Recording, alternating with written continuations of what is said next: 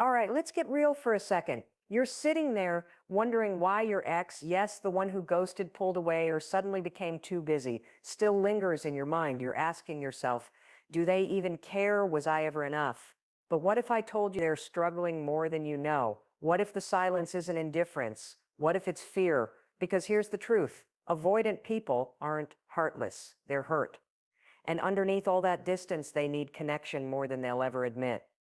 Today, we're pulling back the curtain. We're digging into the psychology, the emotion, the real reason they pushed you away, and why deep down they need you now more than ever. Ready? Let's go. When someone has an avoidant attachment style, their behavior can seem confusing, even cruel. They pull away just when things start to feel close. They shut down in moments when you need them to open up. It feels personal, like rejection. But the truth is, it's rarely about you. It's about fear. Deep, often unspoken fear that has been wired into them over years of emotional experiences, often from childhood. They've learned that closeness can lead to pain, vulnerability can lead to rejection, and love can feel like a trap. So they develop a strategy, not consciously, but as a kind of emotional survival tactic. That strategy is avoidance. What looks like indifference is often fear wrapped in armor. When your avoidant ex backed away, stopped responding, or even ended the relationship, they were likely feeling overwhelmed. Not necessarily by you, but by what being close to you stirred up inside them. Connection, for them, activates the very feelings they don't know how to deal with. Fear of being judged, fear of being needed too much, fear of disappointing someone or losing their independence. They may not be able to name these fears, but they feel them, and that's enough to make them run. Here's something most people don't realize. The more meaningful the connection, the more intense the fear. That's why your avoidant ex may have seemed fine in casual situations. But the moment things got deeper, more emotional, more real, they began to retreat. The bond you shared might have actually terrified them. Not because it was bad, but because it mattered. Because real intimacy brings with it the possibility of real hurt, and they don't feel equipped to handle that. And here's the kicker. Many avoidant individuals aren't cold or uncaring. They often feel a lot beneath the surface, but expressing it feels unsafe. Vulnerability for them isn't freeing. It's threatening. It puts them in a position they've learned to fear. So rather than risk being hurt, they control the situation by withdrawing. It gives them space to breathe, space to feel in control again. But that same space also becomes a kind of emotional prison. They crave connection, but they don't know how to hold it without feeling suffocated. So when we say your avoidant ex needs you more than you think, we're not saying they need you to fix them or chase them. What they need, often without realizing it, is someone who activated something real inside them. Someone who reminded them of what true closeness feels like. And while they may not have the tools to process that yet, it doesn't mean it didn't affect them. It doesn't mean they're better off without you. In fact, many avoidants feel deep regret after a breakup, but instead of reaching out, they internalize that regret. They bury it under logic and distraction, convincing themselves it's safer to stay away than to risk re-engaging and getting hurt. Understanding this fear doesn't mean excusing their behavior, but it does offer clarity. It helps you see that the breakup wasn't necessarily a sign that you weren't good enough. More often, it was a sign that your presence touched something in them they weren't ready to face. You didn't scare them away by being too much. You likely scared them because you were real. And for someone avoidant, real is the most frightening thing of all. Avoidant individuals often get labeled as cold, distant, or emotionally unavailable, but those are just surface-level behaviors. What's really going on is much more complex. Distance is not a lack of caring, it's a shield. It's a defense mechanism developed over time, often rooted in early emotional experiences where vulnerability was either punished, ignored, or left unmet. When someone grows up learning that expressing needs results in rejection, that asking for help leads to shame, or that closeness comes with strings attached, they adapt. They protect themselves by building walls, not because they don't want love, but because they're afraid of what love might cost them. So what do? They create emotional distance. They downplay the importance of relationships. They prioritize independence, sometimes to the extreme. They convince themselves that they don't need anyone and they act accordingly. But this isn't strength. It's armor. It's emotional self-preservation. When your avoidant ex pulled away or shut down, they weren't just trying to hurt you or end the relationship. They were defending themselves from the perceived threat of intimacy. Getting close meant risking exposure, risking the possibility that they might not be enough or that you might leave, criticize, or see parts of them they don't even accept themselves. This is why avoidants often seem perfectly fine during a breakup. They compartmentalize. They shut off emotions, not because they don't feel them, but because feeling them is too overwhelming. Emotional distance becomes their coping tool. They tell themselves, I'm better off alone, not because they truly believe it, but because it helps them avoid the uncomfortable vulnerability that connection demands. And here's the paradox. While they crave love just like anyone else, the moment they start to feel it, genuinely feel it, they get uncomfortable. Why? Because love brings closeness. Closeness requires openness. And openness triggers their deepest fears of being hurt, trapped, or rejected. So they back off. They create space. They seek control through distance. It's not that they don't want you, it's that being near you stirs up emotional territory they were never taught how to navigate. This defensive distancing doesn't just happen in romantic relationships either. You can see the same pattern in their friendships, family interactions, and even at work.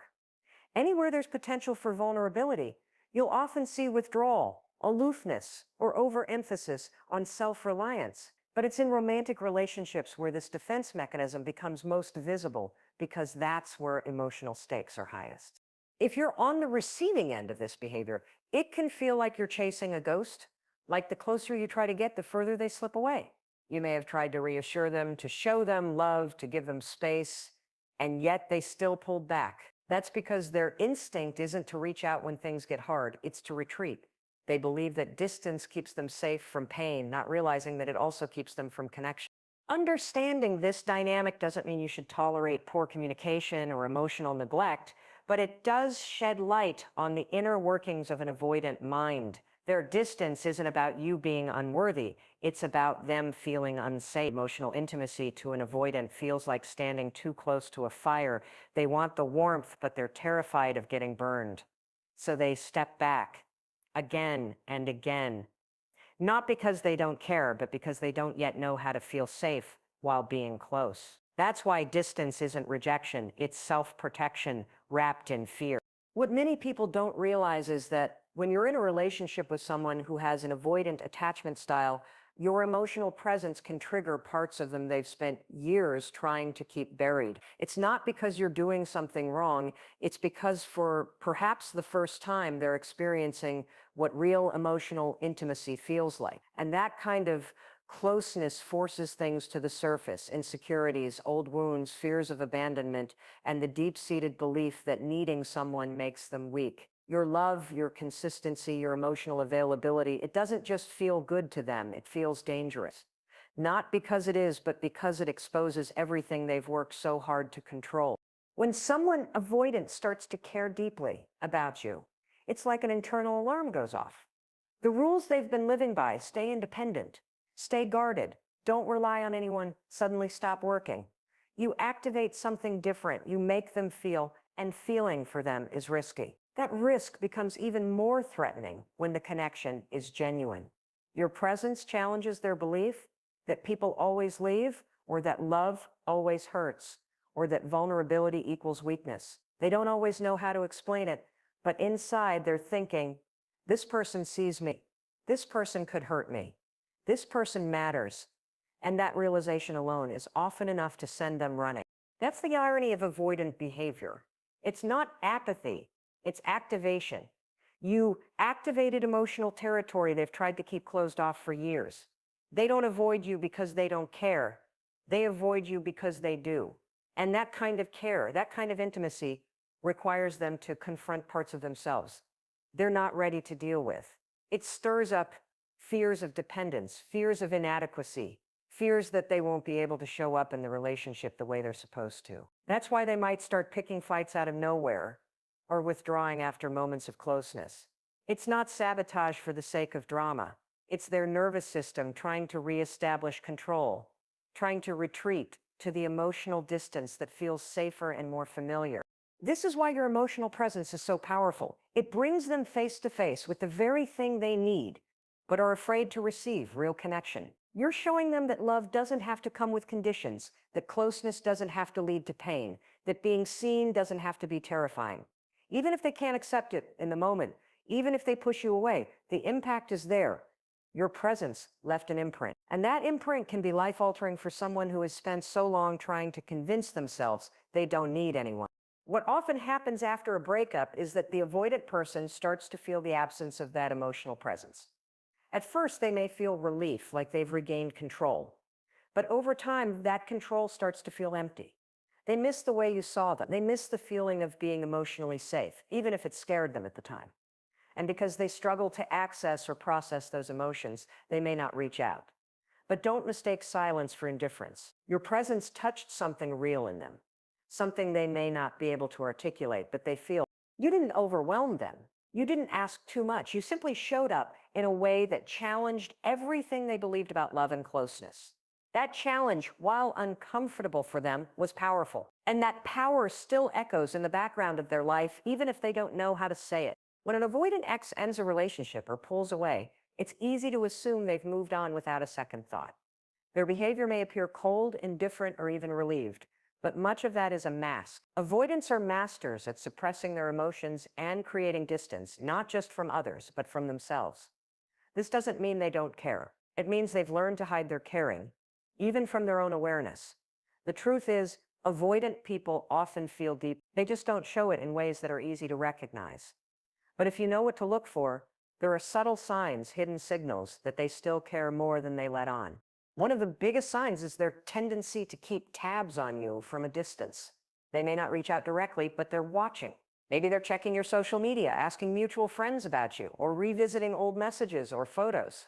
This isn't just nostalgia, it's a quiet way of staying connected without having to face the vulnerability of actual contact. Avoidants often feel safest loving from afar. The distance gives them a sense of emotional control, but their curiosity, their interest, and their inability to fully let go reveal that you're still on their mind. Another subtle sign is the way they behave after the breakup. Many avoidant individuals appear calm and composed at first, as if they've already emotionally detached. But this is often a delayed grief process. While more secure or anxious individuals feel the emotional blow right away, avoidants go numb. That numbness can last weeks or even months. But when the dust settles, when life quiets down, they start to feel the loss in unexpected ways. They might become irritable, restless, or emotionally withdrawn even from others. These are internal echoes of missing you feelings they can't quite name or express, but are very real nonetheless. They may also make small attempts to reconnect without fully committing. This might look like sending a random, "Hey, how are you?" message, commenting on something insignificant, or liking a post. To someone else, it might seem meaningless. But for an avoidant person, these are huge steps. They're testing the waters. They're trying to reconnect without risking rejection or appearing emotionally exposed. They may even try to engage through humor, memories, or shared interests, anything that allows them to feel close without acknowledging the deeper emotions underneath. In some cases, they might try to re-enter your life in indirect ways. Maybe they start showing up in places they know you'll be. Maybe they re-engage with mutual friends or suddenly seem interested in things you liked. These aren't coincidences. These are subtle moves, ways of orbiting you without fully confronting what they feel. It's their attempt to manage connection on their terms, because direct vulnerability still feels too threatening. What's important to understand is that avoidants often don't know how to process love and loss in healthy, open ways. Their emotional system is wired to protect, not to connect. So when they care, it shows up in fragmented, roundabout, and often frustrating ways. But that doesn't mean it isn't there. Their signs of caring are quieter, slower, and less direct, but they're real. And sometimes they're the most honest expressions they're capable of offering. You might never get a heartfelt apology or a confession of lingering feelings. But if they're still watching, still reaching out in small ways, still echoing pieces of the life you shared, it's not just habit, it's attachment. It's caring filtered through fear. And while it may not be enough to rebuild a relationship, it's enough to know that you mattered more than they ever showed. When you've been in a relationship with an avoidant partner, it's easy to lose sight of your own power. Their withdrawal, silence, or emotional shutdowns can leave you feeling confused, rejected, and deeply hurt. You might start to question your worth, replaying everything you did or said, wondering if you were too much, too needy, too emotional.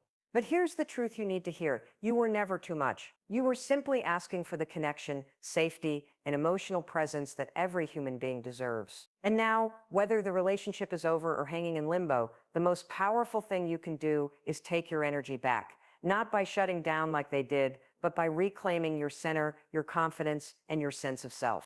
Avoidant people often leave their partners carrying the emotional weight of the relationship. You might have found yourself doing all the communicating, all the repairing, all the compromise. You gave them space when they needed it, softened your voice when they got overwhelmed, and tried to make yourself smaller just to keep the peace. But that isn't love. That's emotional survival. And while empathy is important, so is balance. You can't keep giving while someone else keeps pulling away. That imbalance doesn't just hurt your heart, it chips away at your self-respect. Reclaiming your power begins with understanding that their avoidance is not your responsibility. You didn't cause their emotional shutdowns. You didn't make them run. Their triggers, their fears, and their inability to stay emotionally present are part of their inner work, not yours. And while you may have tried everything to make them feel safe, the truth is, no amount of love can heal someone who isn't ready to face themselves. That's not a failure on your part. That's simply where they are on their journey. The work you need to do now is on yours. Taking back your power means shifting your focus away from decoding their behavior and back to rebuilding your own emotional foundation. It means asking, what do I need? What do I deserve? What boundaries have I let slide in order to keep someone else comfortable? It's time to stop walking on eggshells and start standing on solid ground. When you focus on yourself, your healing, your growth, you stop waiting for them to change, and you start changing the one thing you can in your life. This isn't about revenge, silence, or pretending you don't care. It's about becoming whole again. Because the truth is, your presence in their life likely did make an impact. You likely challenged them, awakened something in them, even helped them grow. But they need to face their emotional patterns on their own. And sometimes the most loving thing you can do for them and for you is to step away and stop participating in the dynamic that keeps both of you stuck. When you reclaim your power, something incredible happens. You shift from feeling abandoned to feeling empowered. You start to see the situation more clearly, not through the lens of pain, but through the lens of truth. You start to realize you didn't lose someone who valued you. You released someone who couldn't meet you where you needed to be met. And in that clarity, you open the door to something better. Not just a better relationship, but a better relationship with yourself. So if you're still wondering what you should do, start there. Start with you. Heal, reflect, set new standards. Because the person who reclaims their power doesn't wait to be chosen. They choose themselves. And that's the kind of energy that not only transforms your life, it's the kind that people, even avoidant exes, never forget. So here's the bottom line. Your avoidant ex isn't heartless, and you weren't too much. What you brought to the table, emotional presence, depth, vulnerability, was powerful. Powerful enough to activate the very parts of them they've spent years trying to suppress. That distance they created, it wasn't rejection, it was protection. But protection doesn't mean peace. And while they may not have had the tools to show it, your connection left a mark. Now, it's your turn to take the focus off them and put it back where it belongs, on you. You are not here to fix someone else's wounds at the expense of your own. You are not here to shrink so someone else can feel safe. You are here to grow, to heal, and to claim the kind of love that meets you with the same courage and clarity you bring. They may still need you, but you don't need to be their emotional crutch. You need to be your own foundation. And from that place of strength, you don't chase, you don't beg, you don't wait. You rise. And trust me, when you do, the people who were afraid of your light won't forget how brightly you shined.